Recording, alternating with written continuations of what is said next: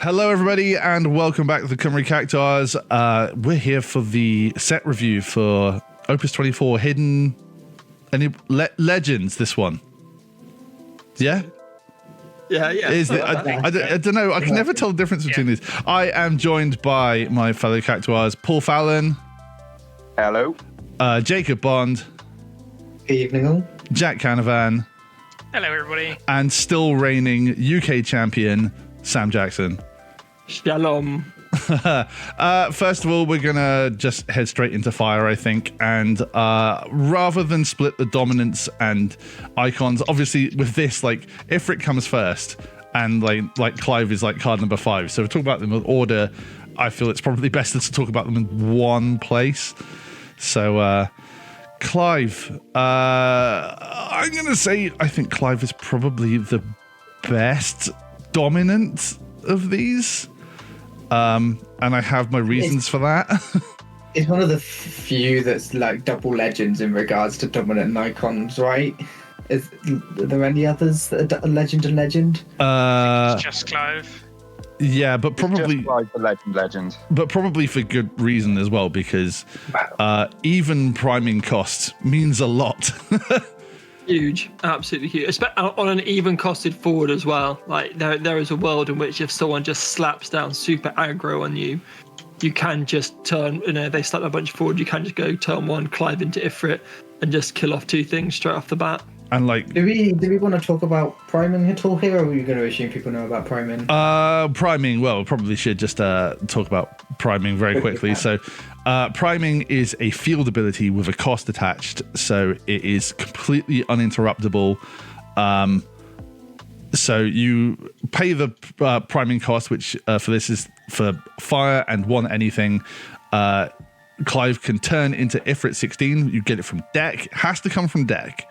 And it places a bonnet upon it as well. So if Ifrit is primed over Clive, he also has the name Clive and all of the keywords that the one underneath would have at time of priming, which will make more sense in other ones later when it gets to like Benedicta and things like that. So the Ifrit 16, if he's primed over Clive, you can use Clive or Ifrit to do the S effect, which is crazy good.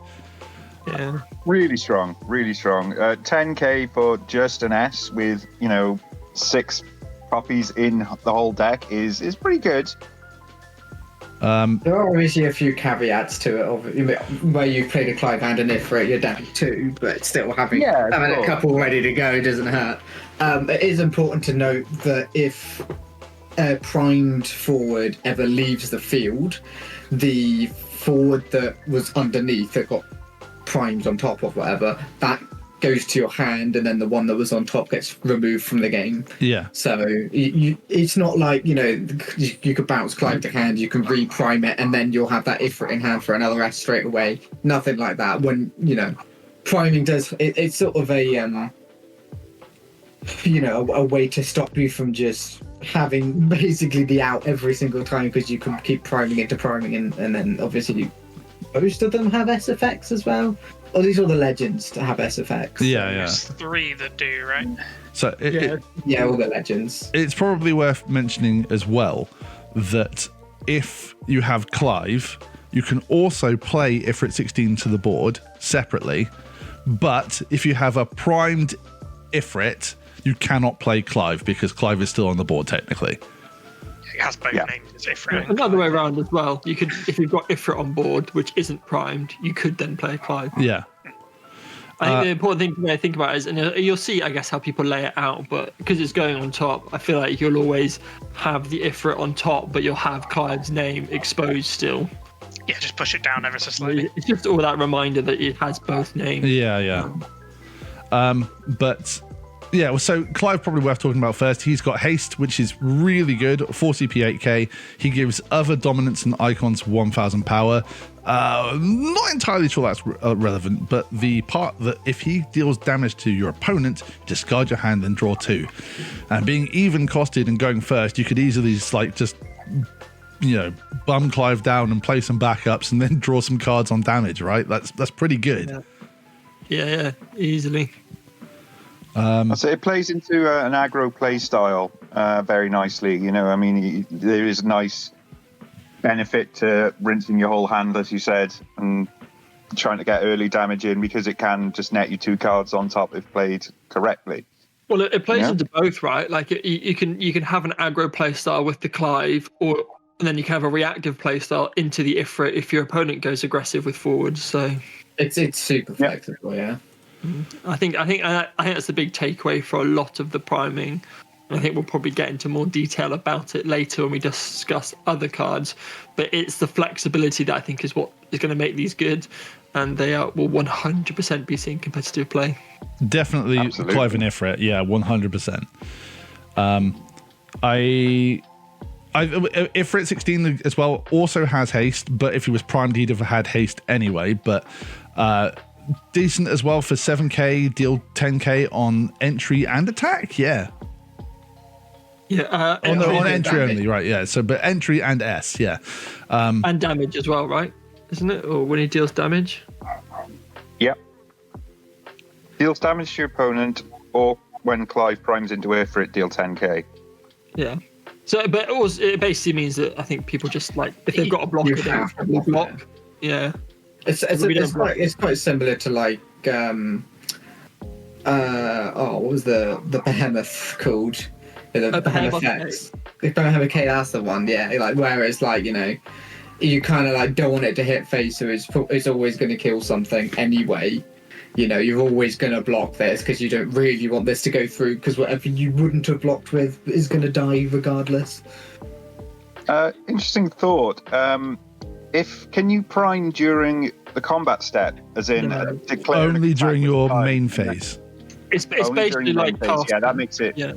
Because it's a field ability, doesn't interact with the stack. It can't be used. Yeah. I mean, the easiest way to think about it is it's like casting, in the same way that actually technically when you cast a card, you cannot respond. It doesn't use a stack to cast a card. The same is true for priming, but by the same caveat, you can only do it during your main phases. Yeah, that's fair. If it has the most utility, pretty nuts if you could have done it in combat. Well, it copies the dull if it's already dull, so it's not like you could swing twice. I was just thinking more for like silly combat tricks, but I'm glad that's not the case. Has anybody got anything else to add to this one? I think it's fairly cut and dry that this card is very good. Yeah. Does everything it needs to. Get your copies, it'll see play. Nice full art Ifrits in the box toppers, so be nice and cheap card to get as well. So this would be something that everybody can play. Yeah, well, just a bit harder. Yeah, maybe not. You know, if you it's cheap to those who can afford it, isn't it? So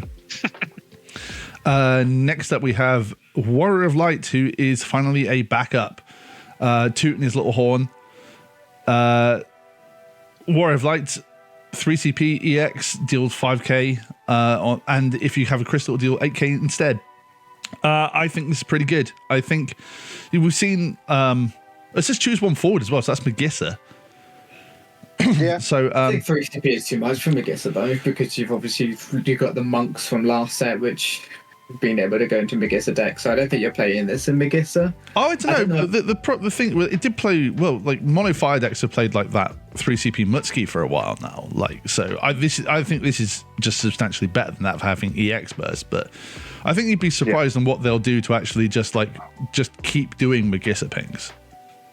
Yeah, I mean, because you think about, like, if you ignore that last line of text, it's what was it, Opus 2 VV, the 2CP EX burst still 5k. But that's only to opponent though. Oh, sure. Okay, yeah. So in that regard, maybe Magissa wants this. I don't play Magissa, so I can't really say. But I think the main question is in regards to, like, the second line of text, if you got a crystal, do it at 8k instead. Does fire... Are there any fire decks that want to play crystals? Well, there's a samurai backup still, so you know there are ways around it. But I think it's something to bear in mind all the same. Like I think it is strong enough to see it. Like the problem about it is its name, because you would absolutely play this in Giga Wall. Oh yeah. But yeah, I don't know. I think it is still one worth bearing in mind. It's not a name that's been on the backup line before, and if anything ever should happen to Four Color Wall, you'd probably still play this in something like Raffia. Searchable off of Princess Goblin, which can't be taken too much credit for. So I don't know. I think it's good. I don't think it's amazing, but I think it's a cut above a lot of these. Next up, I think we should have our boy Jacko talking about Cayenne. Oh, yeah, mate. Cat 6 is back, baby. When he enters the field, getting to play one Cat 6 forward of cost 3 or less from your hand onto the field. I think Cat 6 has started to have this sort of move away towards the newer lock, the one that sort of has party attack shenanigans and lets you flip top 4 and grab a Cat 6 character.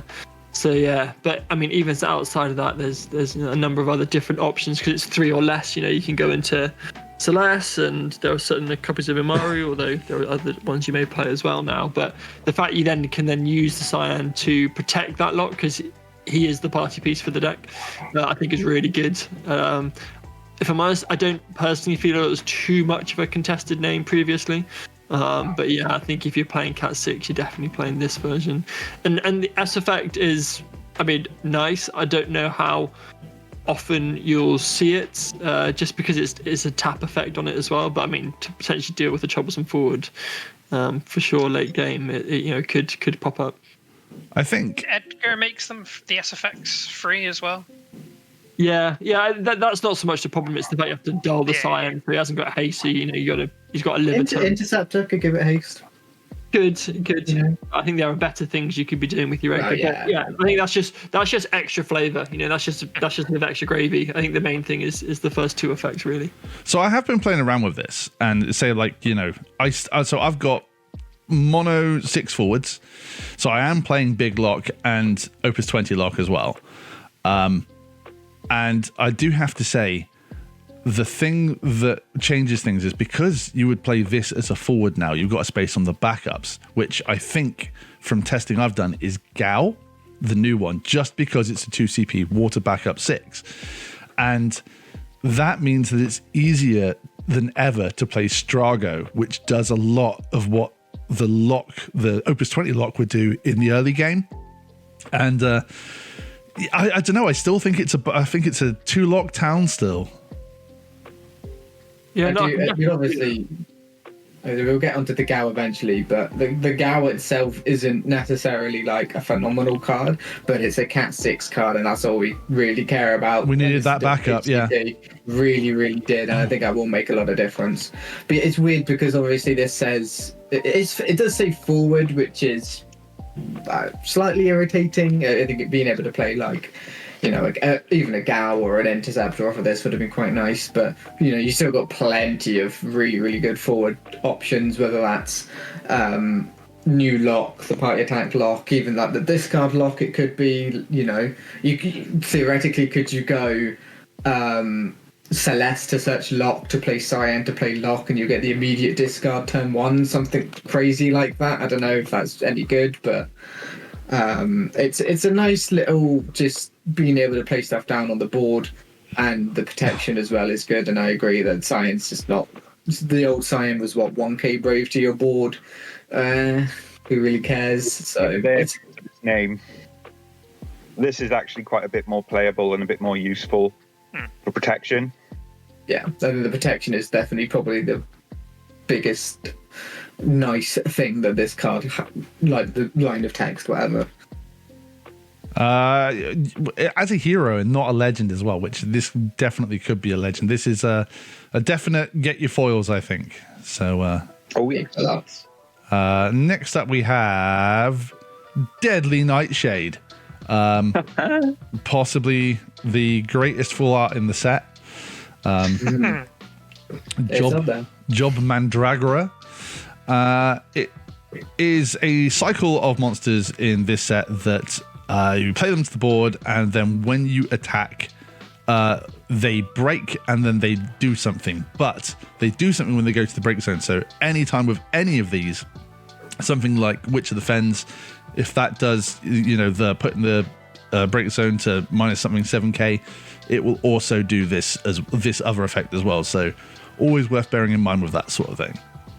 Then the best word in this entire card text is that little may right after that. You know, when one more forward you control attacks, you may put it into the break zone. Yeah, definitely. There's been a few monsters where, you know, you've had to resolve them under a certain condition, and even if it's not very optimal for you, you know, something like there was an old grenade which was 2 CP, and whenever your opponent plays a monster forward, then you put it in the break zone, and then it deals something 8k. Or like I think it was Dark Knight, which is the same but breaks a 3 or less or whatever. And those cards really fell off because you just had a complete lack of control over them. And I think with these new set of monsters, I think that they may have the potential to stick because you have that control on when you want to resolve their effects. I think this one's good. So they're all 1 costs as well, right? So they're all realm targets. Not all of them. Yep. Some of them cost 2. The Cactuar one. Oh, yeah. 2. But then, even if they're 2, they're still realm targets. Absolutely, yeah. So, like, Certainly are. and if your other target is either Blue Worm or Apkalu, you're still going to draw a card, so there's still value from it. I think these are good. I think they're worth looking in. 7k for practically nothing is nothing to be sniffed at, especially if it's going to be minus something to something 7 to something else. So 2 for 1 is pretty good. Yeah, it's not like your opponent's going to waste monster removal on something like this, right? Yeah. And even if they do, the thing dies anyway. So I think you're literally always going to get value out of these new set of monsters. I will say, at Euros, we had a long conversation about the best and most consistent artist in FFTCG, and we said that Ryoma Ito hadn't had a miss. Is this that miss? Oh, hell no. I mean, Halloween has been glorious recently. art. It looks like a Halloween costume. Based on what it's designed off, I think it captures it well. Yeah, it's just you're not going to be happy to get this full art in your box. Admittedly, no. But like, I don't think it's a miss based in what the character illustration is meant to He's be. done the best with what the hand he's been dealt. It's a tomato boy, right? It is hard to do. What do you do? There's a tomato wearing a set of pajamas. There's not really a lot you can do with that, to be completely honest. I would rather this in full art over a Noel. I'd be quite upset if I had a Noel. We'll get to Null. Next up, we have Baby Clive, which is, he's nothing too much to write home about, but he's not bad all the same. This card text basically says if you control Ifrit 16, then you can discard him to deal 10k. Well, not only that, like in the late game, he's a 2 CP 9k after you've already lost one of your primed characters. So like that, yeah.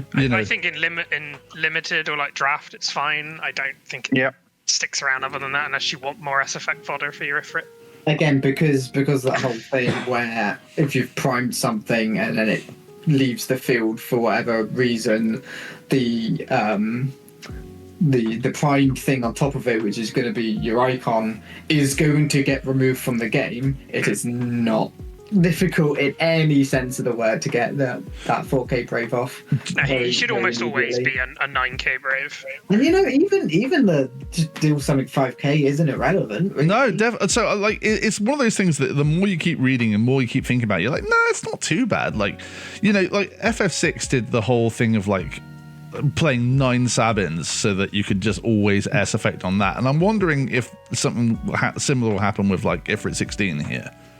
I feel like this is kind of the base level we should get for commons now, because you're going to see later on the set there are a lot of commons which just you can't even consider. But even this card with the text it's got, that there is a base level of power that the game has kind of crept up to, that sure, all commons should realistically be at this level.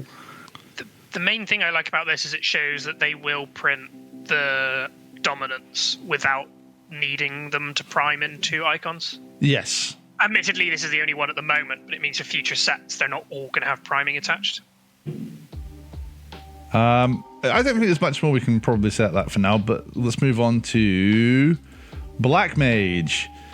Look, there's not too much to write home about this one, but it is worth mentioning as well that it's Magissipping stuff.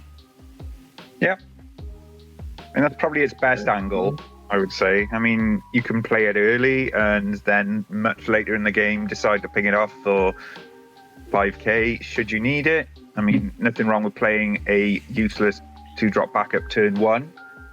But in Magissa, I think it's probably got its best use case. Well, the thing you have to really remember now is that, like, the Limit Break Luso has said that no standard unit backup with text is useless anymore. Like, you can always get this out of deck whenever you want it. So I think again, it's just the fact that this card allows you to do it when you want.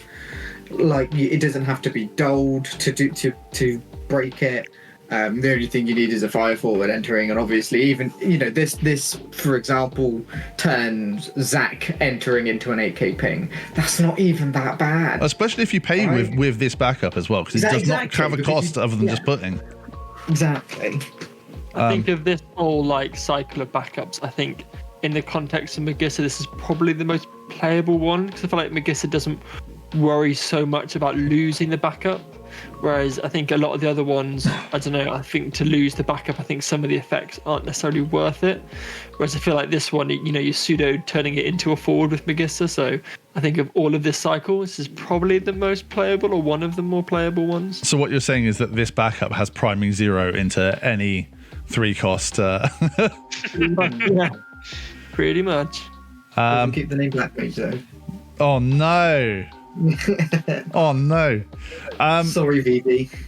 We have, speaking of power creep, straight up, this is Brynhilda from Opus 1 with a little bit more. I love this card so much. Really? It's epic. I didn't realise we were getting Pokemon cards. That's clearly a Tepic. It still amuses me they keep adding on the 12 Revenant Wings to the names of some of these as well. Just in case the name Salamander is relevant. But like also like before they, it was riding Revenant Wings before. Like they've changed that, so not that I'm sure that's relevant at all. But look, it deals 7k on EX Burst, not bad. And if you've got 5 more backups, you can do 5k to something else. Not bad, not great. Won't see constructed play. Yeah. I mean, I get that EX Burst is the only thing that might be saving this, but you're not playing this over the 1-cost different. No. Really. Yeah. Like, do you want to spend 2 CP less to deal an extra 3k? Probably. Solid common for limited formats. That's pretty much all we have of it. But next up, more interestingly, we have Joshua. Oh, baby. A lot of people are very excited about this one. I am quite I'm not sold on it, if I'm honest. It's the recycle into deck ability is actually quite interesting because of how priming works, and how you might have seen Phoenix or Ifrit 16 super early, and you might, the right number to play might be 2 copies of the actual prime targets and, things like that. You might just see too many copies early, and I think this is super useful to build your deck back up and know that there is going to be a prime online for when you need it. So if you've got Phoenix stuck in hand as well, you can bin the Phoenix off for it. Yeah. So like, I love the fact that because of Joshua's text, he will always be able to prime with something that's in the break zone. I think that's cool. What I don't think is cool is the amount of setup that's involved with Joshua. So 16 dominance and icons are currently unsearchable. So you are pretty much stuck with this. So because of the priming cost, I'm going to upfront on this. Almost all of the dominants have odd priming costs, and that's that's pretty detrimental to some of them, which for a reason, which I think might make them completely unplayable. And I think that's what makes Clive so good. And Barnabas has an even one as well, which makes him somewhat more compelling. But with this means that minimum what you need is 2 backups to be able to start going on this, which is a shame because I do think that the Phoenix is really good, despite only having 7k, which is like straight on Ami there. But well, so the Phoenix is going to need to have targets in break. So actually, you're probably going to have at least a couple backups by the time you've got any reasonable targets in break zone anyway. So I don't think that's terrible. I agree that the odd costed priming can be detrimental, but I think the outside of that realm is Joshua and the Ice one, because you can pay 1 CP for it, so it's a 4 CP total cost. I do think if this card was any better, for example, even prime cost or whatever, I think it would be probably in the realm of broken. I think this card has obviously being able to bottom your icon, you can always guarantee get the prime into Phoenix, which is nice. I think it's almost like the complete opposite of Clive, because it does try to play sort of like the longer way around things, if that kind of makes sense. You want to have the setup so that it can get the resurrect the fire forwards and provide you with more long-term value.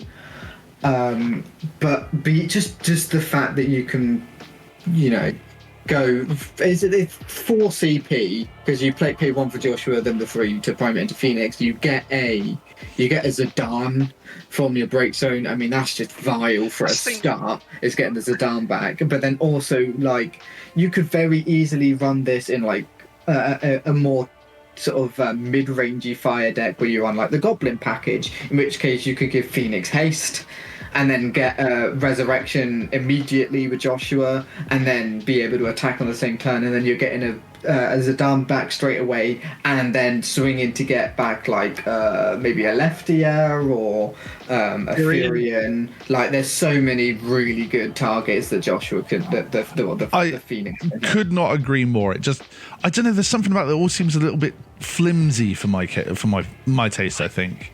I think the Phoenix by itself, though, if you've got any way of giving it haste, you could ignore the Joshua. The 4-drop 4 that if you're giving it haste and immediately playing something is still a decent card to have. Equally though, you could do the reverse, in that you could actually run Joshua in a 16 priming base deck without the Phoenix if you're running it in other elements, just for the sheer fact of you can put icons back in deck if you draw backwards. I think what I will say as well, that Paul Fallon here knows better than anybody how bad 7k is at the moment. Oh yeah, which I think is something that can't be ignored there. But again, I think if the Phoenix was higher, if this card was not amateur rousable, it would probably almost be in legend status. Clive would give it 1k, but obviously you want to have it primed. Even if it doesn't live the turn, though, I think it's done its job just by going off once. And then, it's gone off once and sucked up a removal. Yeah, I think at that point it's done its job. And if it sticks around, then you're just going to continuously generate a stupid advantage. I think I would personally, I really want to believe in this, but I'm going to have to file it under we'll see, I think. The fact is double rare, though, surprises me. They're pretty good. I mean, compare this to a certain yellow couple that we'll see later on. Yeah. In comparison, this is a legend. But I digress. We'll get to Hold it in, Jacob. Hold it in. He can't. He physically can't. Next up we have Takatsugu, 9 CP, 9k, and if he enters due to cast, I don't know how else you're going to cheat this guy in, but fine.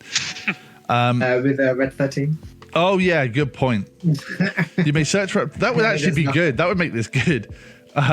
You may search for up to 2 fire forwards of cost 2 or less and play them onto the field. Well, I suppose you can get that. It's your searcher for Joshua there. Oh, there we go. Format defined. I'm baffled this says forward. No, I would have to say forward, I think. If it's a backup, then that would be fucking there's actually playable. Yeah. When a forward other than Takatsugu enters your field, choose 1 forward. Your opponent controls deal at 2,000 damage. So the old Zac text there. Well, I mean, you're bringing in two things, and you're doing 4K. That's the hidden text, right? It's Left Ear is a good candidate for this. Maybe Left Ear and Zidane. You could probably get rid of something big on the field and something from their hands. It's not bad, but 9 CP. Why does it say other than? Like, if this card said.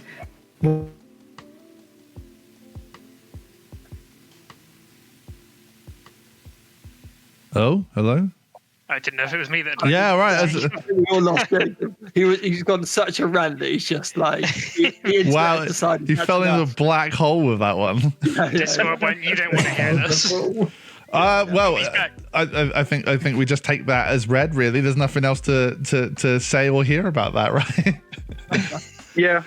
My personal feelings is that this is, I think, 2CP too much. I think at 7, I think we can do something with this, but at 9, it's just like you pay 9, you get this cancelled, and that's just a handshake time, right? Compare it to Tyvus as both being heroes, and you're like, this is yes, not comparable anywhere. It just came out before Tyvus. Yeah. I think maybe if it was Opus 10, we'd definitely be playing this. Yeah, crazy that we have a card game where in the same element as this card you have Tyvus. Like, it just... Yeah. From 3 sets ago. Right. They're expanding what they're doing there. They're doing more like side story things. It's like power creep, but backwards. I mean, one thing I will say about this card is that it's really going to upset collectors because the embers in the picture look like bits of rubbish on the card, and people are going to be scraping it, going, "Oh man, I literally just got it out the pack. What's wrong with me?" Oh no! Oh, the foil is going to be absolutely awful. But he is only human, like our next card, human. Oh, literally me. Where'd you dancer? Sorry, that was the pun. I think the card is quite good. But he's fine. He's searchable by Luso. He draws cards and he might kill something. Cool. It's just not breakable. This is so tragic. Yeah. I also had a fun conversation the other day of it shouldn't be called human. It should be Hume like the other ones that exist before. Yeah. Yeah. Neon. Goth GF number 1. It's I mean, you can't spell no without most of the letters from Neon. Look. Oh, no 1.5 times. Like if this is gonna kill a 10k at 6 CP. You tell me if that's good enough. 2 crystals. and what we say that crystals are generally worth about 2 CP each. Yeah. So 3 CP to deal like 5k, and they've definitely valued crystals at 2 CP in this set. Yeah. But you gain 1 just for the entry, so you can always do the 10k. Stranger of Paradise is definitely not getting it this set at all. I probably should also mention I've skipped a card. I've skipped Setia because we're going to do all the Warrior of the Crystal in one go in probably 30 seconds or less, but we'll do that in light and dark. Rip that band-aid. Yeah. Sure. What Neon does is exactly what she says there. Look. They really don't want Stranger of Paradise to get good cards. Man, it's such a shame. It really is. But we've got lots to say about this next one, though, because next up we have the bomb himself. Oh yeah. I am become death, Bahamut, bringer of worlds, or something. Yeah, well, so in the first of the summons today that says choose 1 forwards, deal at 20,000 damage, is the first summon we're going to look at of 2 that really wants something dead. Oh, yeah. Yeah. And the second one, which you can choose instead, which would be deal 10,000 damage to all of your opponent's forwards, and then remove every card of your deck from the game until there's only 3 left. And for the record, if you have less than 3 cards of deck, it's just mill the lot. But if you're going to, if that's all you need to make the forge the path through so that you can win the game that turn or next turn, you don't need any cards in deck. So I'm a big fan of this card, and I even like the idea of Caius playing this. all I'm saying is that this card means guaranteed your X Death is ready to go, right? Oh yeah, definitely. If he's not already there, you needed any more value. I'll blow up your entire board and also get rid of a backup, please. I want my opponent to end the game on no cards on field. Yeah, he's pretty good. The news is if you play Joshua after this, you get 2 turns to live. I mean, again, if you're playing this against Gigawall on even a mid game on this, like, you have won. There is nothing that they can do to come around this. So, no, like, obviously, I love it. I think if you're against monsters, stamp from me. Oh, I don't know about that. Ooh. Yeah, I give it. I agree. I agree. There we are. For the first one today, we have the stamp. Paul Fallon approved. There we have it. This card obviously doesn't touch monsters, which is a big, I don't. You can't run like 3 of these in the deck. No, that's true, but like, I think it's something that you kind of want. If it's a one of, and you play it with something like, either you hold it in your hand for the entire game, or then you just play that terror just to get it back, and then even like play it for like 3 CP as an extra dab, or like. You know, Caius from last set makes it searchable. Yeah, that's what I was saying. Yeah, I love it. I think it's a cool card. I think Terror existing makes this card like worth it as a one-off in basically any fire deck, because you can just like, you see your opponent's overcommitted. You see you could potentially have lethal. You can just be like, oh, whoopsie, I win. So even better playing with the starter Terror from Opus 10, so that you can deal 22,000 damage. And then they have one thing that just doesn't take damage this turn. I can't wait for my opponent to play this against me, and then me to use my 1 CP Shiva 5 times in a row and just dominate their whole board. Oh, you're gonna deck out? Oh, what a shame. If you think about that, and actually, it makes this card quite a high skill ceiling on when to use, because you can't just throw this out. You need to have an idea of what your opponent might be playing, what they can respond with, what you could possibly have as your last 3 cards in deck. I think there's a surprising amount of depth to a card like this. I agree. Like, this is not a card for the faint of heart. But the thing that... Sorry, you go first. I was going to say it's absolutely going to skew some pre-release results. It's like, in that kind of super limited format, if you have one of these and you're reasonably careful, you can probably win most of your games. You know what I mean? It's pretty devastating there. The fact that it's not that careful as well, and you can run like 3 or 2 or something like that, because it does have the 20,000 mode. So, like, a solid card all around, great summon, try it out, I think. But, jam it in some decks and see how you feel about it. But from one Bahamut to another, well, you can't win them all. This one was spoiled when we were all at Euros, and we shat ourselves, to be completely honest, because we didn't read it properly. As soon as we realized it was a 4, and it was kind of like, No, it wasn't that. It was like, it's got EX burst, and it's gonna deal a point of damage, and everything. It's like, oh no, the EX burst is only deal at 8k. Right, yeah, well, yeah. So when a forward your opponent controls is damaged by a Bahamut, is put from the field into the break zone. The same turn, Bahamut deals your opponent 1 point of damage. However, that ability does not combine with the EX burst as an EX burst. So 9 CP is a hell of an ask for 8k. I'm heartbroken because that second line of text with the dealing damage in chapters was on a push. Oh really? So it was a push that when it entered broke a doll forward, and then I think the S effect was whenever push breaks whenever a forward is out, like your push breaks a forward or whatever it was, this turn deal your opponent point of damage. So you could play push and then S effect to break a doll forward and do his opponent point of damage, but then always have that threat of push killing something else and dealing a damage. But obviously different times. I will say if instead of 8,000 it said 10,000 or 20,000 and damage cannot be reduced, it still wouldn't see play. and I don't think anyone would bat an eyelid if it did say that. But it doesn't, so let's move on. A lot of text in common. 2 fire cards left. Oh. It's one where I will try to cook with, but I don't know how far I can get. Yeah. Fang, you make it cost 2. 2CP hacker. That's what I'm saying.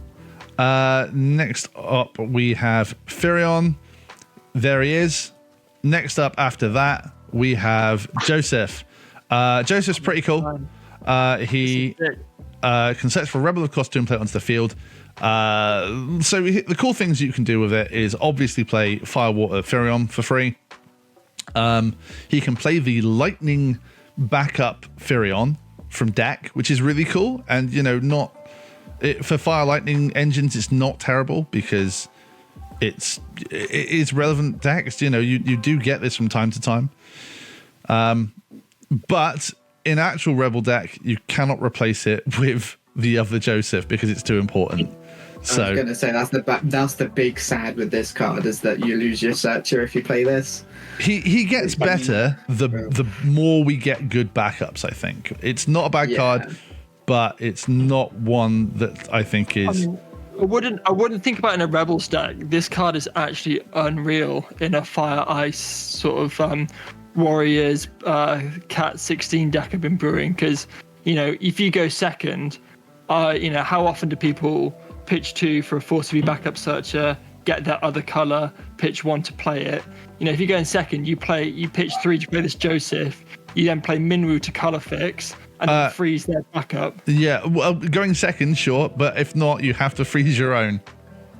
No, but that's fine, because then, you can do Emina into Torgal if you're going first. Yeah. So, and then, if you get to 3 backups, you can then play this Joseph off 3 backups, grab your Firion at that stage, and then even without any forwards on board, that's 5 characters. Your Firion's online, start swinging and drawing. He's not terrible by any means. I think that he will get better with time, I think. But that's it for Fire. Interesting thought. If you play Maria, the light Maria, you can get her out of deck and have, for 1 backup, you can get 2 forwards. Oh, wow. Yeah. I mean, it doesn't stop being it doesn't stop being a backup though, but it does activate, right? So you can actually. No, the Maria. Yes. I thought it said changes it to a forward. Let's have a look. It also becomes a forward. Oh, okay. Let me have a look. Where is she? I know it loses all of its tax. 17, I'm gonna say. 17? 18? It says and also becomes a forward, so it's okay. the backup. But it does activate it, right? So It does, yeah. So you can actually play something else that turn. That's not, it's not insignificant. What set was this from? Wow, I can't even find this. 19? It was 17. I didn't see it in 17 at all. Where is she? Ah, there she is. Yeah, so just so you can see. Yeah, not terrible at all. Also becomes a forward, so it doesn't stop being a backup. So, there is an extra bit of ramp for that if you want to be able to play another backup that turn as well. But, yeah, interesting. Not a synergy I think anyone else has picked up on for that.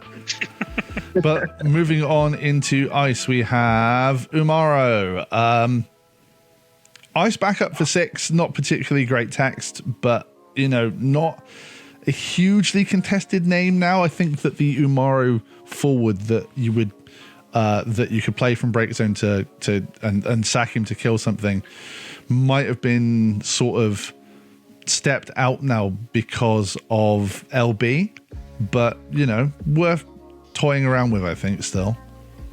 I mean, I definitely think this is better than Cyan. Like, you're replacing the Cyan backup with this. I almost feel like it's a new Cat 6 2CB backup. I mean, how often did that Cyan backup come down, not really do much with his entry, and then just sit there as a vanilla backup that did nothing?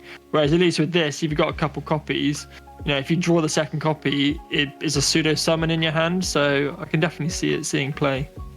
Oh, absolutely. Also, I mean, you really don't have to play it onto the field at all, and it couldn't, in theory, it doesn't have to in clash with the other one, which you very rarely played onto the field anyway.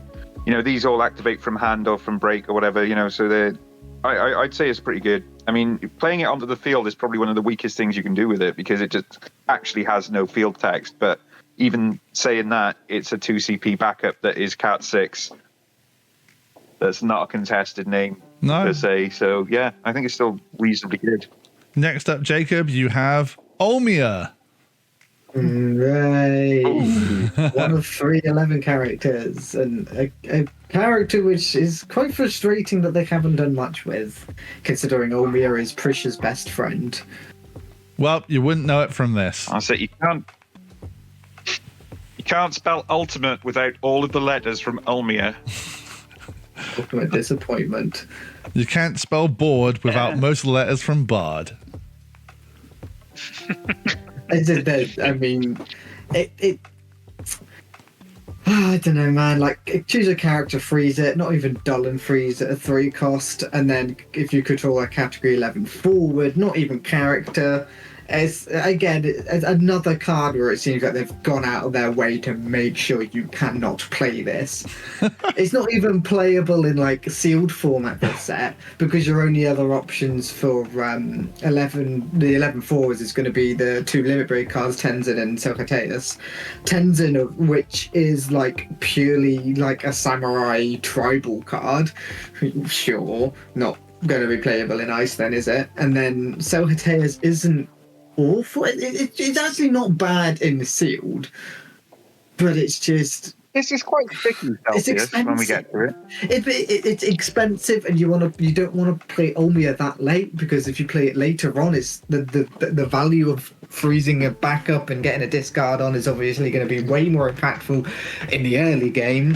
I don't get it, man. Yeah, I don't think there's any more to say about this. Like, cool text, but, you know, just the wrong way around and too difficult, because, like, what 11 forward are people playing in standard, or could they even play in standard right now? Like, that would play an ice card. Ruggedine. Shantato. That's not terrible, but yeah. Again, like cards like, okay, Ruggedine is probably like an outlier, maybe, but you got to see them the right way around. Yeah, also true. But what I'm trying to say is, like, you know, if it is off of like a Shantoto, you know, Shantoto, you want to get to the point where your opponent is down to one or 2 cards in hand, or 1 card in hand, to get value off of it. By that point, you're in a position where you want to play an Olmia anyway. If you are playing it in a Ruggers kind of deck, chances are you're probably not going to have any backups at that point anyway. So you're going to be playing this for 4. Is this worth 4 CP? No. It's also got that problem we spoke of earlier, where it says choose a character, freeze it. You play this turn 1, you have a frozen backup. Congratulations. Like, get it off the screen, man. Yeah. Jacko, do you want to take Karasume? Yeah, sure. I mean, he's alright for a hero. I mean, he's got pretty similar lines of text from the legend. You know, when he enters the field, choose up to the same number of characters your opponent controls as backups. So it doesn't actually specify ice backups on this one. So being able to freeze a bunch of characters is certainly nice when he enters. And then, yeah, card draws all right on an attack. I think he's a pretty standard hero. Will he see play? It's an ice card with 7k, so no. Yeah, I don't think he does. Absolutely no. He definitely will see play in sealed. Putting people back in turns for sure. But yeah, outside of that, I guess he is S-effect fodder for the old legend. But, you'd much rather play the other one. If you're doing that, you might as well play the one that has the X burst. Yeah. And as you were playing it before with that, weren't you? So yeah, briefly, yeah, I've cut it now, but yeah, exactly. So yeah, I don't think this one really will trouble people too much in competitive play. Well, speaking of, interesting thing to point out is that the same number of characters you control as backups you control, it doesn't specify ice. So you can play this outside of a pure ice deck for lots of frozen backup potential. I think that it doesn't save the card by any stretch, but that is good that it doesn't say ice backup. Yeah, just sure. Lock it to a deck. Like I say, with cards that have new versions over old ones. Do we think that this Go-Go makes the cut for FF6 decks? Phenomenal artwork, that's all I'm going to say. I love it. It's really Put good. it on the fridge. It goes really well with the new Cyan. Because sure. The Cyan can be put back to hand instead, so you can then, instead of putting to the break zone to protect, so you can then fill the board even more. That I hadn't even put that together. That is pretty. That's as you'd usually describe, smelly. Does this work if the whole field is board wiped at the same time? Yes, but you only pick one. Yeah. Okay. No, Yeah, I think the other one was reliant on Edgar to be any good, whereas this one you just you can just play it. I think I probably would play this one over the old one, to be truthful. I think that's it. Even towards the end of when the new lock came out and all the new 6 stuff, and 6 was very relevant. People kind of fell out of love with Go-Go very quickly. So I don't really think it's that contested anymore. And I think this card, really, with the new Cyan, especially as previously mentioned, is very good. Just theoretically infinite protection in regards to targeted. And I don't think there's much of a reason to not play this little fellow. It's a lightning rod, if nothing else. If your opponent needs to kill this before it can kill your Lock or your Celeste or your Edgar, then it's done its job in that regards. If they don't kill it, then you're going to get one of them back, and it's done its job in that regard. So I don't think there's really a lot of situations where this doesn't provide you value. Yeah. A decent deck space as well, I think, so that you can, get away with not playing 3 of these, for example. 2 or 1 is still just fine as a little tech piece. Next up, we have Goodalita. It's all right. That's pretty much it. Draw a card is pretty rare in Ice. I don't know if this is super playable, but it's interesting. I mean, it's Ice has, especially with Emina, it has a way of getting lots of backups onto the field quicker than ever before, and this might see play because of that. I just think, again, with this whole line of backups, they're not breakable, which is really sad. They're kind of like the reverse of the old 3CP standard units that would get you a crystal and then draw a card if you had 3 or less. And it's kind of flip that around and be like, you get the draw, and then you get an effect if you've got 4 or more backups, which is weird. It's pretty flexible, though. I think, again, standard units are Luso searchable.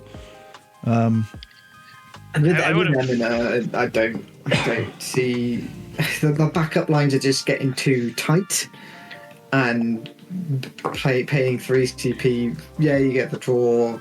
The done freeze is even that relevant, and there's a character again, not forward. Yeah, but again, I think it goes back to my previous point where dulling and freezing characters, specifically characters, is way more impactful the earlier you can do it. And I think this wants to be played in an Ice deck that wants to go like the long game and get to 5 backups, and sort of control the point from that, control the board from that point onwards. In which case, is this just too slow? Because you need to try and keep up. Well, there is a deck that we'll talk about very soon that wants Ice to get to 5 backups quite quickly. Yes. So I think I think it's worth trying out, to be honest with you. But more interestingly, we're going to talk about Jill and Shiva 16. Jill's good. Jill's really good. I think this might be one of the only one of the odd primers that I liked the most, especially because of Torgal, which is a backup, which we'll get to shortly, which means that she'll only cost 1. But on a 1 CP forward that dulls and freezes, not bad at all. For priming 3, we have Shiva 16 with, this text doesn't stop, does it? It keeps going. On a rare as well, crazy. How many legends are worse than this? When Titan had one of these lines of text. On entry or prime, you can choose up to 2 dull forwards and break them. Wow, that's solid removal for ice. Wow. It seems like an Earth card so far. That's you know. At the end of each of your turns, if 2 or more forwards your opponent control were put into the field of the break zone this turn, your opponent discards 1 card, which is also pretty savage with Benevelza, right? Like that's yeah, I don't know. This is pretty good. Jacko, you're the ice boy. What do you think? Yeah, no, I love it. I think historically ice hasn't necessarily been able to have a good way of dealing with early aggression. You know, I've been resorting to having to use things like Shinryu and stuff like that for board wipe. But yeah, this is just a really nice answer that if someone gets too aggressive with you, you don't even necessarily to prime into it. If you've got it, you know, I'd happily play this off 3 backups, pay 7 if I'm killing a couple forwards and ripping a card out of my opponent's hand. I'm feeling pretty good about myself. So yeah, the fact that you can also prime into it just means, you know, it's extra copies, so you're more reliably able to see it when you need it. Yeah, I really like it. I think for a rare, you know, I would have taken this if it was the legend. So yeah, I'm chuffed with this one. I think Torgal massively helps this duel. For sure. The fact that it costs 1 CP, so it's theoretically 1 CP than 3 CP. So you're paying 4 CP to dull and freeze one thing and break 2 other things potentially, which is insane. Like. But yeah, it can definitely be played in mono ice, and I think it's still good in mono ice. But being able to play this in like a fire ice deck with like Clive, and being able to get that second line of text on the Shiva off multiple times is definitely gonna happen, you know. And yeah, being able to sort of control the ball, control your opponent's hand, and in a single card is that's power. This is the first of my many questions about the icons, though. It's the ones without S effects. What do you run the ratio as? We will find out. Yeah. I think that's going to be a lot of testing for most dominance and icons, especially considering, yeah, sure, this doesn't have any X burst, but you do not want to draw the Shiva before seeing the Jill, really, because the price, the cost difference in CP is quite substantial.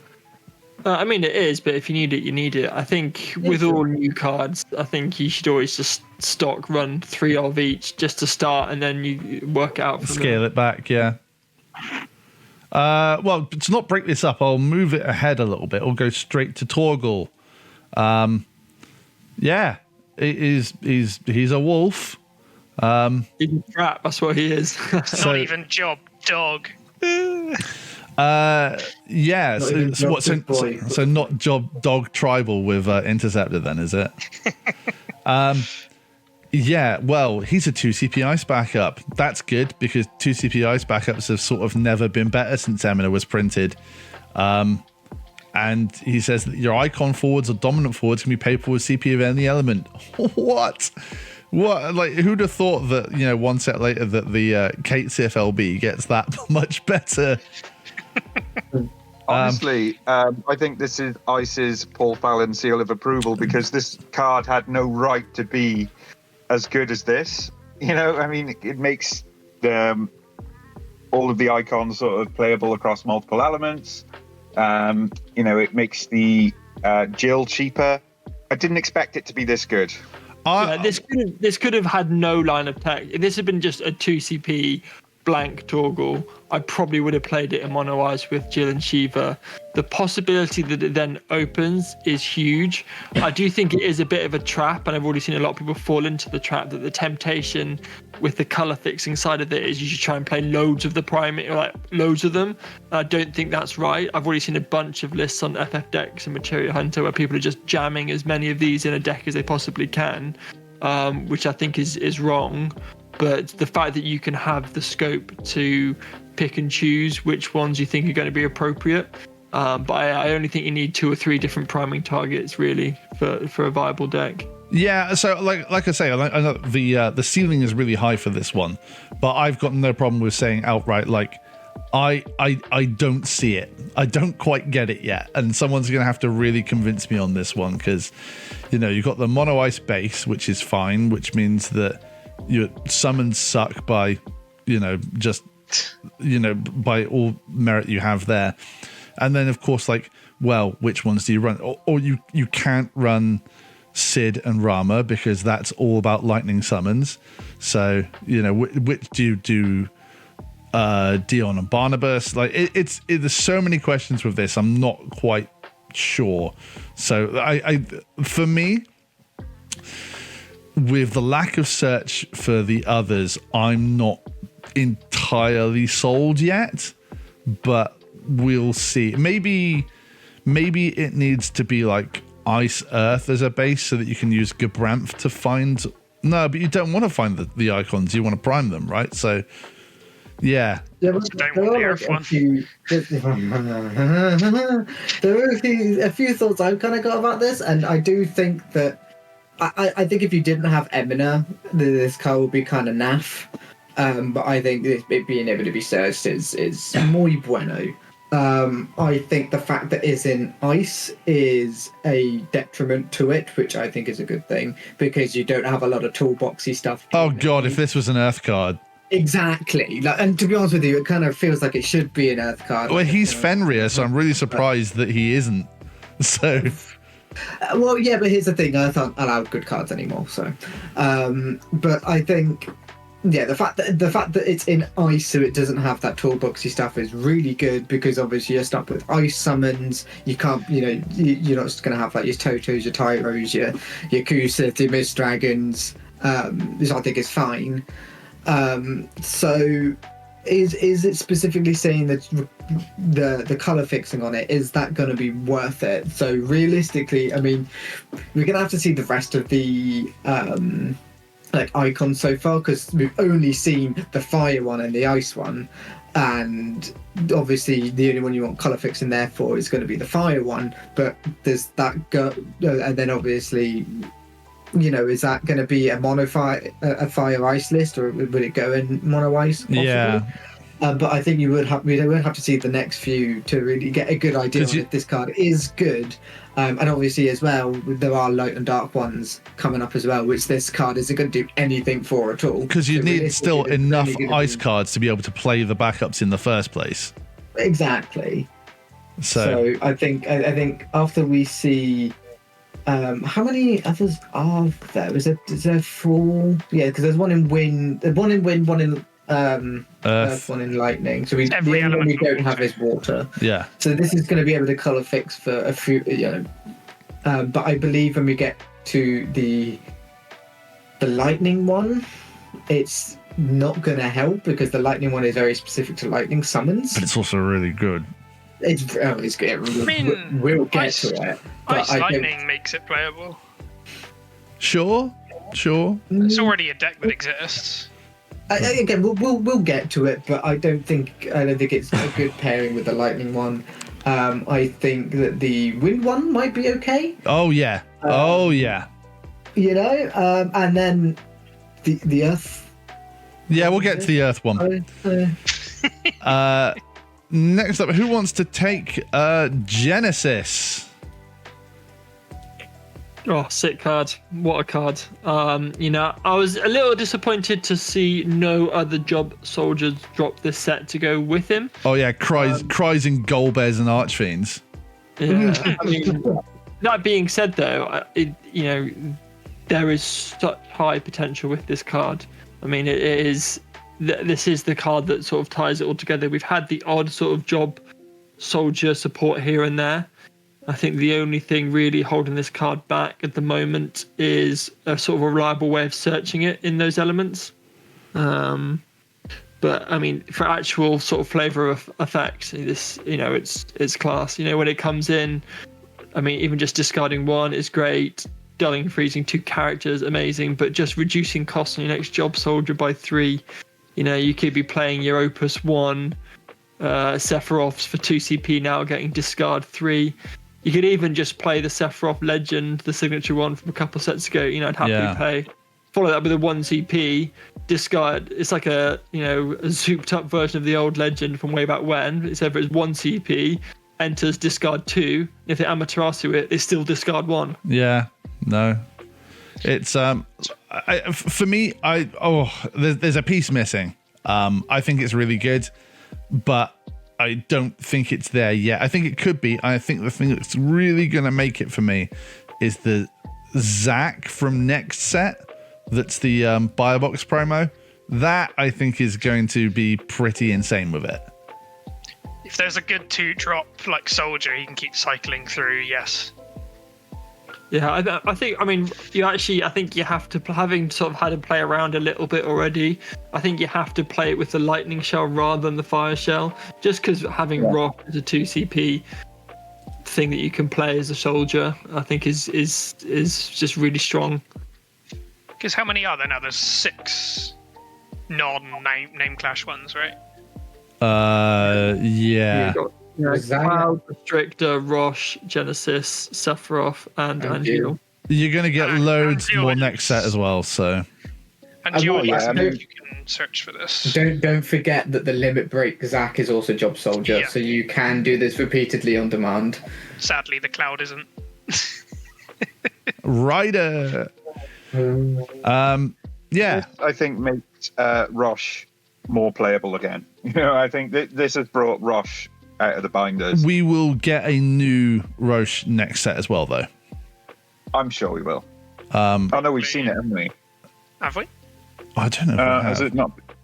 I thought it was the only Cat 7s we saw. I thought were the Zac and the Aerith.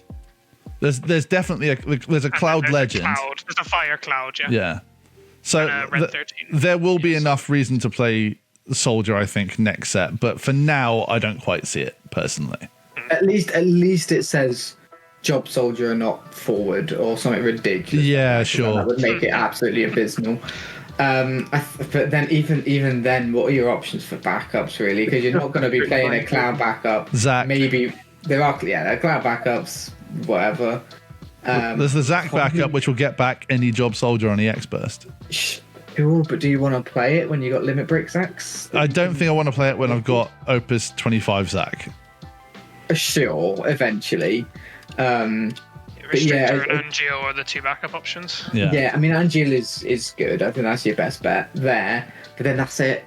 So maybe it's not as important as it needs to be. But the future proofing is nice. But the lightning forward Angeal is really good with this. Like, you play Genesis and you can pay that for 1 CP. It's going to 1 CP come in, break a 4 or less, and do one of Genesis's other effects, either Del freezing 2 or discarding 1. So yeah, I think there's scope to play this a whole different ways already. So future lines is just it's only going to get better, I think. So cash in now. I know I will. If I get a full art, it's up. It's yours, mate. Oh, but I'm going to end up with null. Zalera, the Death Seraph, which is, they look like a lovely couple. Ice Summon's really always worth a look into, so because hopefully you imagine that one's going to do something someday. Is this that card? Well, I don't know. Jack, go on, Jack. I know you're a fan of this card. I really like it. I'm definitely going to be giving this a go. Admittedly, your opponent chooses is the biggest drawback, alongside it being your turn. I mean, it's a downside. It's a double-edged sword because it means you can get around Unbreakable. But it adds to the fact that it's removal and discard, which I think is enough of a payoff for it. Yeah. It hits up. It goes under the very low bar of good Ice Summon. So, I've got a card. It's famous. I do have a card, though, that can make it cheaper. Well, I mean, Materia got banned. So, was it Materia? No, not Materia. The Mastery. Mastery, yeah. Mastery got banned. So this is on the list, you're saying? What I'm saying is that this is already on the watch list. It's a 4 CP 8K. Ice Summons are historically bad. This will not see play or in any format. Yeah. Oh, true. Any summons cheaper. Oh, bro, that's it. Sorry, I'll take it all back. Yeah, that's what I thought. So the main Ice Summons you were playing before cost 1 or cost for free if you had a 4-out. Squall. Yeah, anyway. Well, it's an FF8 card, so you take it, Jack. Yeah. It's terrible. Well, It doesn't do anything. 5K to a doll? Yeah.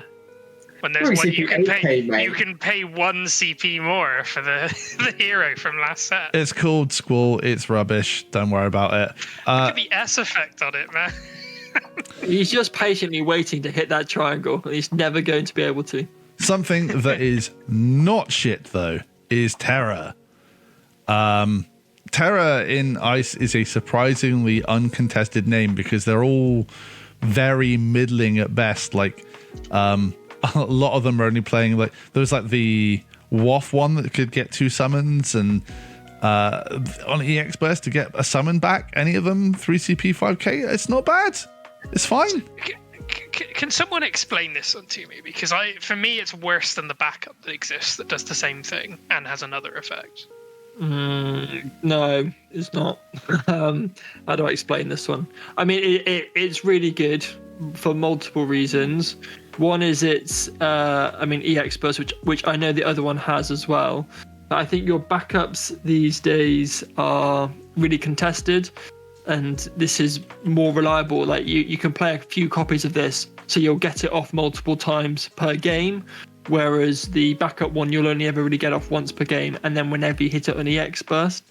But the big thing for this is sort of Ice Wind Storm, and yeah, just an extra Lulu with an EX Burst is huge in that deck.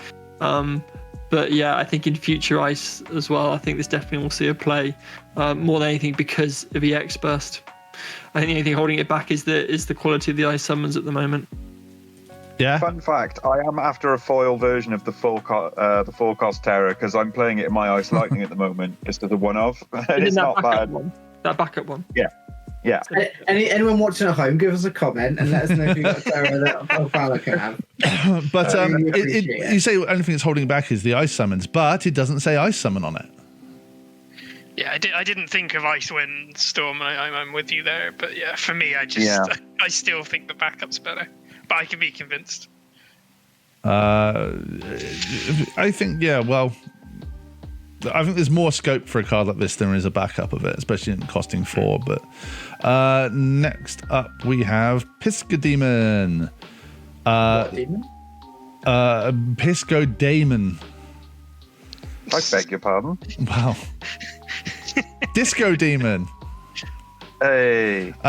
So again, just to prove, unlike the funny tomato, which I'm pretty sure that one was called, this does cost 2 and not 1. It does have that put to attack, put to field stuff, but on this one, it's choose 2 characters, dull them and freeze them. It's not bad. Will you play it? I don't think so. But again, it's because it has that word, that magical word. You just sit on it, and then as soon as your opponent thinks that they're safe, you can be like, oh yeah, by the way, you have 2 less blockers this turn. It costs 2 and it's ice, so it can go in chaos.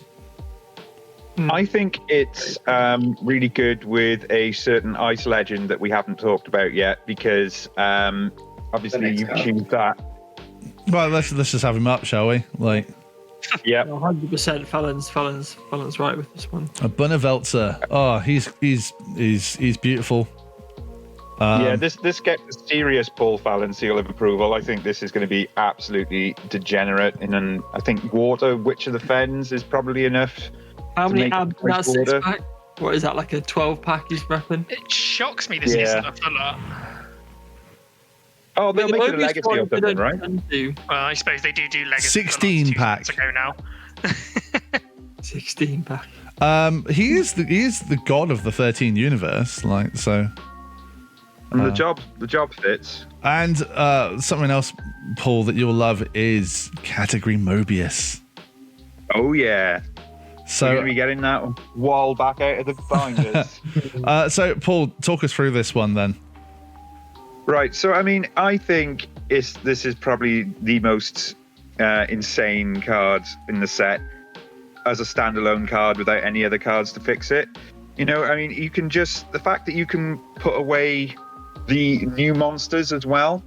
The reason I suggested Witch of the Fens is because there's a very old monster called Cleone that, when it goes to the break zone, draw a card.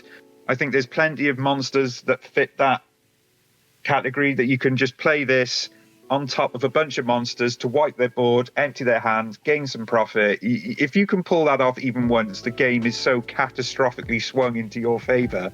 It's, I think the potential on it's huge. I mean, even if you get Amaterasu, it's probably going to just take 2 cards of their hand minimum anyway. So it's... Yeah, but it is double when though is the only thing. So that I'm playing devil's advocate. There's a lot of in response to I think 9 CP Leviathan. A lot of people playing Fina and Aquatarasu, and it's a double when. So you will put your stuff into the break zone first, and then they will go to select. So then they can Amaterasu after you've put things into the break zone. Is the only thing for playing devil's advocate, but. Outside of that, I think this card is really strong. They do very seem to be, again, pushing Ice in the direction of play the late game control rather than the very aggressive, going to put down some board pressure and make it really difficult for you to respond to this. Oh, this is why I suggested Cleone, because it protects you from being Amaterasu'd, and even if you do still somehow have the effect cancelled, the monsters that give you value when they leave the field, they will still go off, and they will still give you some value back on top. Yeah, well, so I think this is quite powerful. I think there's a really filthy ice water prison with this and Witch of the Fens, making a lot of people very sad. Definitely a good pairing for this. I want to see it. There's lots of different ways you can play it as well. Like you said, you can do a Witch of the Fens deck. You can, if you're now expanding your monsters into sort of ice, you can literally go Realm and then Renoa, just to really lock and load a bunch of monsters to get this online relatively early. I mean, Realm Renoa is huge as well. Just, I think Ice Water Prison is going to be one of the first things I try and build with this, and I think it could be potentially quite devastating. It wouldn't be a set review as well without me mentioning that we still only have Legend forwards for Ice, 24 sets and counting. Big. Oh yeah. You only need that with cards like this, man. That's not strictly true, Jack. We have Shantoto backup from Opus 1, which can be a nice backup in a pinch. I will eat my words on that one. I think what is kind of will be quite gross with this card as well is running it in a Scale Toad deck, because Scale Toad, you're either going to be shaving their hand slowly, or if your opponent decides, screw it, I don't want to discard to Scale Toad anymore, I'm going to play my entire hand out. They've suddenly played their entire hand to the board, and then you're going to get rid of it all. So I think, and then at that point, because they've got no hand, you don't need your Scale Toad anymore. So your Scale Toad can then be sacked off to feed into this effect. So I think that's quite a nasty little duo piece between those two. Yeah, correct me if I'm wrong with the discard on this. Like if you've got Biblos or Vice out, it will trigger for each one. The discard is done at the same time, but I don't know what the wording is for. One or more. One card for each character, I think, would be one effect. So if it was, say, 2 or 3 cards, it would be 2 or 3 cards at once. And I think that is one instance for the sake of Biblos Vice. Tell us we're wrong or right in the comments. Yeah. We'd like to be wrong. I'd like to be wrong on this one and have it be even worse. Yeah, I'm just trying to work out if you can just dull and freeze their backup line and go, cool, you've drew 2 cards, that's your turn. Well, Pisca Demon does that anyway if you sack it off with Bunny Veltz's effect, is you wipe their forwards, wipe their hand. Oh, and by the way, we're going to be dulling and freezing what you do have left, which is your backups. Very scary. Next up, we've only got 2 ice cards to go. Ice Summon's usually bad. Does this make the cut? I actually think this does, actually, because for once it's EX Burst, which Ice so very rarely has on its summons. Yeah. And normally the big thing is that it's always choose Dole or forward, break it. So the fact that it's now an EX Burst, it just removes that window for people to get around that by reactivating it. I definitely think I'm definitely trying this as a 3 in all of my Ice decks to start the set. Whether it sticks around will remain to be seen, but I definitely think it's worth a look. You know it's a good ice summon. Too. You know it's a good ice summon when it's got cleavage. That's what I'll say. But I think the experts really does this card wonders. To be honest, like breaking. As a Darn comes down super early on, you hit this. Oh, suddenly it's dead. Very nice. Or even if they've got two attackers down, like the same situation as a Darn and a Firion or something, they attack with one, and then instead of wanting to break one, you can decide to dull the other and get a card back. Like, I think both of the effects are good, and because it is a case of you're never going to, if you're in a game where you're never going to see a dull 3 or less in the game, that's fine. You still cycle this card and get value out of it. Yeah. And it's an EX burst. Again, I just think that needs saying multiple times. This is an EX burst. I think this absolutely makes the cut. I don't know how many. I mean, is this as good as a Cactuars? No, probably not. But yeah, the fact that it can even kill something or get you a card back, it's really good. Well, it's funny you say that. Actually, is it Cactuars? But like a lot of the stuff that you do with that is like opponent has warp Stinny come in, and then they make sure that they, then Cactuars it doesn't have haste and can't attack.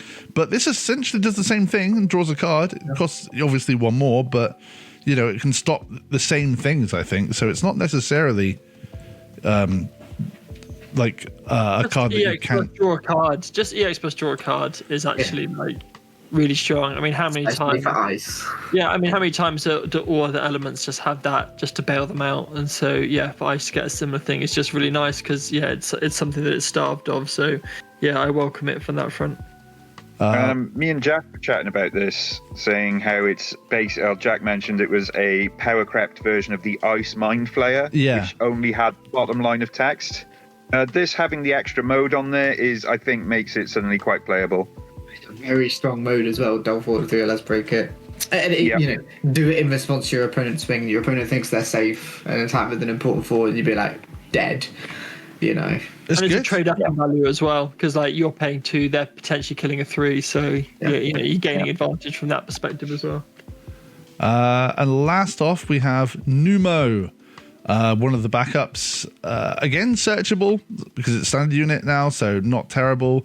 But you can break it to choose one forward and dull and freeze it, which late game might do something, but there's really not too much to talk about in this.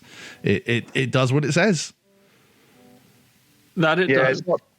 It's not the best of this run of backups. I still think that goes to the fire one that we saw, the Black Mage. But it's fine. There may be some use for it further on down the line. And like the fire, unlike all of them, you can play it early, and then mid to late game, you can use it to your advantage. It's fine. It's fine. It's breakable. That's the important thing. Yeah. So we'll be taking a short break here, and we will be back very soon with Wind and Earth. Thanks very much, everybody. Yeah.